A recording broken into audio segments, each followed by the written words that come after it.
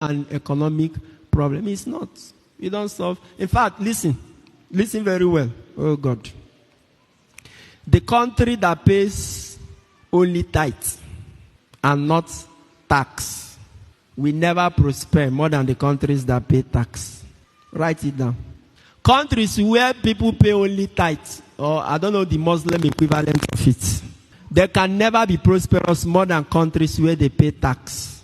More people pay tithe in Nigeria than they pay tax. Both in Christianity and Islam. See where we are.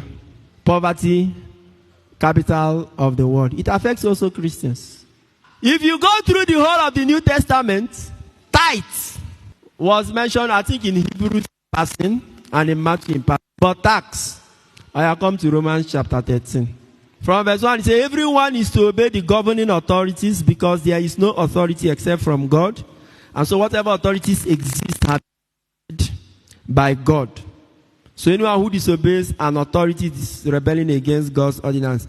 And all of that, it talks about magistrates and all that. Then in verse 6, he says, and this is why you should pay taxes too. Because the authorities are all serving God as his agents.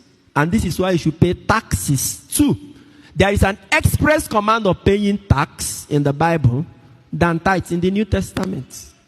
Pay tax, hold your government responsible. Countries like Denmark, all the first world countries, there are countries that pay taxes and their government use their taxes. They are much better than those places where you pay tithes. And they are building heavy religious worship centers and stuff like that. A country that still sponsors people to pilgrimage. People are going to pilgrimage in Israel and Saudi Arabia. Carry the money you should have used to build hospitals and schools. You know, Nigeria, everything in Nigeria is not good.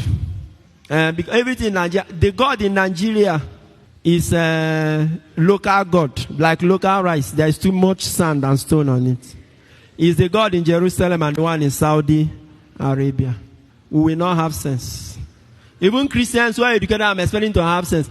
Christians should tell federal government, stop sponsoring Christians for pilgrimage. We don't want that millions, hundreds of millions of naira they use for pilgrimage. They should give us that. Let us use it and build hospital where Christians can be having free medical checkup. If they want to be giving our Muslim brothers to be going to Saudi Arabia, let them give them their own. But for our Christian, pilgrimage is supposed to be an individual thing. If you have the money and you want to go, you go. Government is foolish to be using money for infrastructure. Not even rich countries sponsor their people for pilgrimage. And here we are so religious that, do you know how much they use for pilgrimages? If they tell you how much they use for pilgrimages, you weep. And what is the pilgrimage? You will go to Jerusalem. And so you go there, God will come down.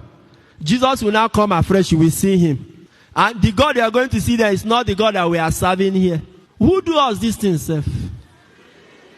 In a country where you have no... See, should wake up. Make an agreement with the government. That money for pilgrimage, since you don't want to stop it, give us our own. And it should be transparently used to build either hospital or schools. Is made up of different blocks. They can share how people can benefit from it. God is here. Mount Zion. I know they go anywhere. He is here.